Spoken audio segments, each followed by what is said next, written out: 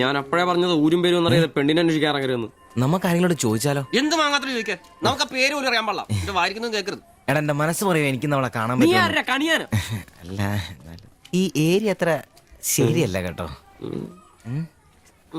വാ എടാ വാടാ.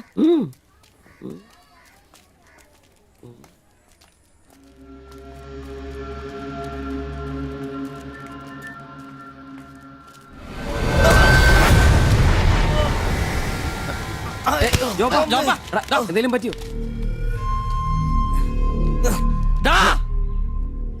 പ്രശ്നം ഉണ്ടാക്കടാ. കാല് പിടിച്ച് മാപ്പ് പറയട്ടാ എന്നോട് ക്ഷമിക്കേട്ടാ. പൊന്നിയേട്ടാ